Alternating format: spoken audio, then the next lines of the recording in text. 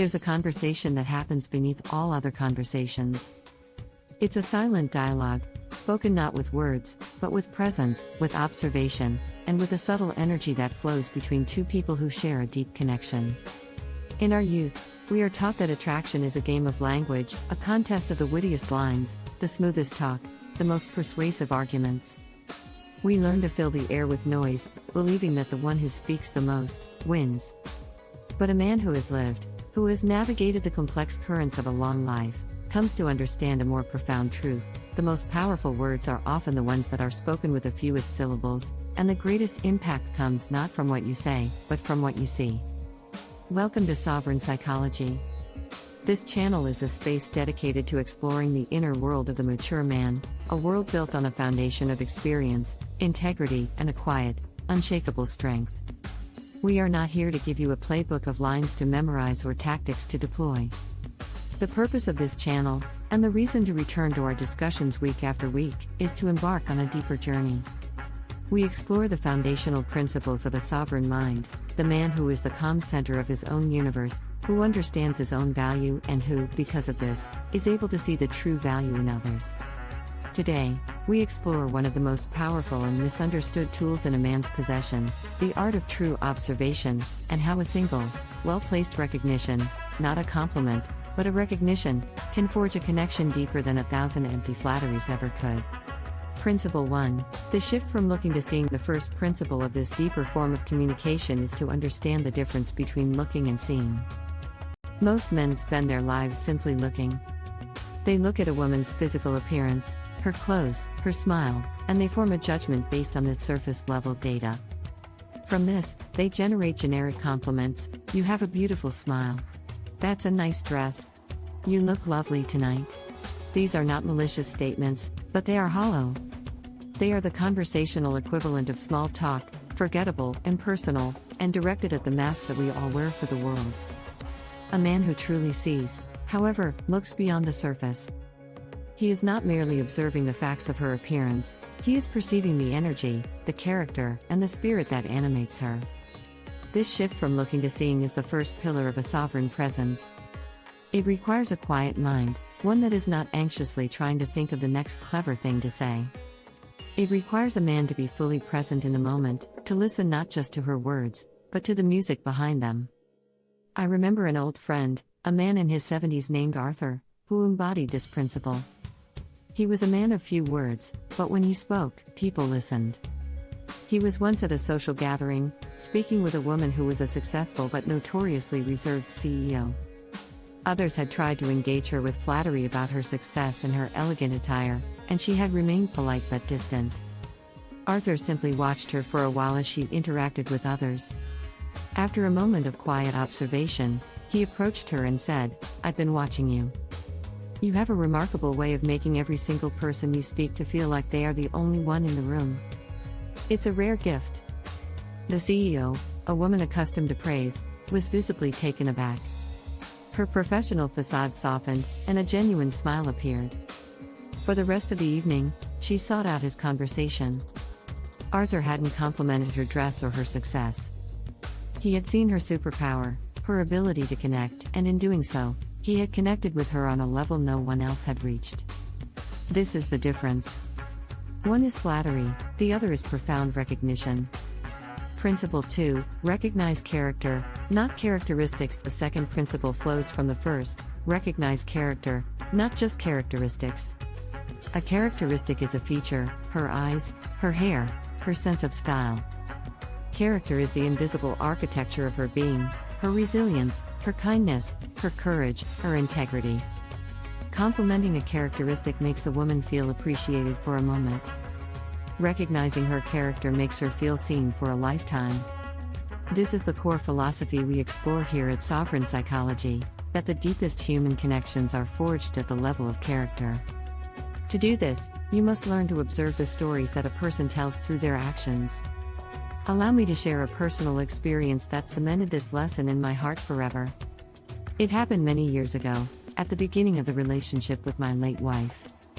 We were at a farmer's market on a Sunday morning, a bustling, crowded, and anonymous place. We bought a few items, and when we paid at one of the stalls, The vendor, a young man who was clearly overwhelmed by the number of customers, gave us too much change back.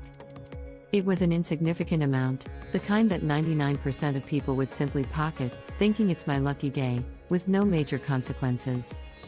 Without a second thought, my wife stopped a few feet away, frowned as she counted the money again, and with absolute calm, she made her way back through the crowd and waited patiently for the young man to finish with another customer to return the money.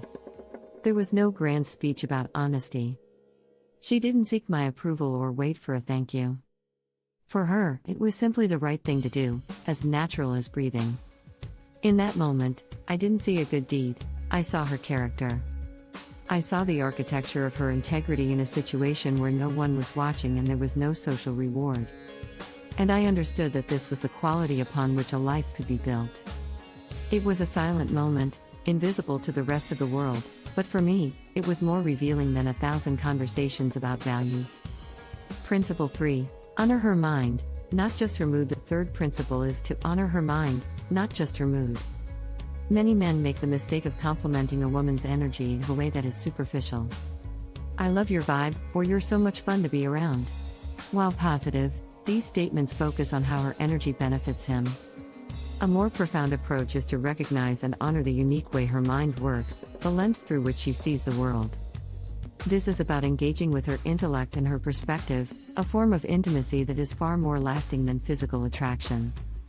Every person has a unique way of processing reality, of connecting disparate ideas, of finding meaning in the chaos. When you encounter a mind that fascinates or challenges you, acknowledging it is one of the most powerful forms of connection. Imagine a conversation where she offers a perspective on a topic, a film, a political event, a personal dilemma, that is completely original, that makes you stop and genuinely reconsider your own view. The reactive response is to either agree or disagree with her point. The response of a sovereign man is to take a step back and admire the machinery of the thought itself. To say something like, "I have never thought of it that way before. I love the way your mind works," is a compliment of the highest order. You are not just validating her opinion, you are validating her entire process of reasoning and perception. You are telling her, "Your mind is a fascinating place, and I am genuinely inspired by being in it." This communicates deep respect. It elevates the interaction from a simple exchange of views to a mutual exploration of intellects. It shows that you are not threatened by a powerful mind, but drawn to it. This is a crucial distinction that we will explore time and again on this channel, the journey from a man who needs a partner to agree with him, to a man who desires a partner who will expand him. Recognizing her mind is the key that unlocks that deeper level of partnership. Principle 4. Articulate her impact. The fourth principle, and perhaps the most subtle, is to articulate her impact on you and the environment. This moves beyond observation into the realm of authentic expression. It's about noticing the effect her presence has and having the courage to share it. This is not about flattery, it is about providing a sincere reflection of her positive influence. One of the most beautiful qualities a person can possess is the ability to shift the emotional climate of a room. There are people whose presence creates anxiety, and there are those whose presence creates a sense of peace and comfort.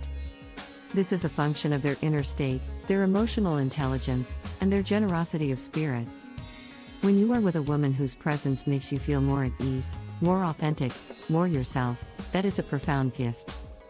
The average man may feel this, but he will not say it. Or if he does, he will say it clumsily, "I like being around you." The sovereign man, a student of emotional intelligence, will articulate the why. He might say, "You have this incredible way of making people feel comfortable and truly seen. It's a very powerful quality." Or, even more personally, "I find that your presence has a calming effect. It makes me want to be a better version of myself." Notice the difference. This is not a transactional statement designed to get a reaction. It is a genuine gift of observation. You are holding up a mirror and showing her the beautiful impact she has on the world, an impact she may not even be aware of. This is the essence of what we teach at Sovereign Psychology. True strength is not about taking, but about giving. And one of the greatest things a man can give is his focused, appreciative attention. By articulating her positive impact, you are not just making her feel good, you are amplifying the very quality you admire, creating a virtuous cycle of positive energy that strengthens the connection between you. This is the art of building someone up, and in doing so, building a bond that is unshakable. Principle 5. Acknowledge the scars. Finally, we arrive at the most profound and delicate principle of true recognition, the courage to acknowledge the scars. This is not about focusing on past trauma or pain, but about recognizing the resilience and strength that a person has forged in the fires of adversity. Every person of a certain age has a history. They have weathered storms, navigated loss, and overcome challenges that are invisible to the casual observer. These experiences leave their mark, not as weaknesses, but as testaments to their strength. A characteristic is a gift of genetics. Character is a masterpiece carved from the hard marble of life's challenges. To truly see a person is to see not just the beautiful statue, but to also respect the chisel marks. This requires a level of intimacy and trust, and it is a recognition that should be offered with great care. It might arise from a conversation where she shares a past struggle, a career setback, a family difficulty, a personal loss. The common response is sympathy. "Oh, I'm so sorry that happened to you." It is a kind response, but it positions her as a victim. The sovereign man's response is one of profound respect for the survivor. He might say something like, "The fact that you went through that and came out with your kindness and sense of humor intact is a testament to your incredible strength of character." Notice the powerful reframe. You are not pitying her for the wound, you are admiring her for the strength it took to heal. You are acknowledging that her depth, her wisdom, her very essence, was not simply given to her, but was earned. This form of recognition is the rarest and most powerful of all because it says, "I see all of you, not just the light, but the history that makes your light shine so brightly. And I respect it all." In a world that chases an illusion of perfection, acknowledging a person's beautiful, resilient imperfection is the ultimate act of seeing. It creates a bond of trust that is unbreakable, a space where two people can finally put down their armor and be wholly, completely themselves. Conclusion: the art of seeing. The shift from looking to seeing, the recognition of character over characteristics, the honoring of the mind, the articulation of impact, and the acknowledgement of resilience. These are not 5 steps in a formula for attraction. They are 5 facets of a single, powerful state of being: presence. A man who is truly present does not need to perform. He does not need to strategize. His quiet, focused attention is a force of nature in itself.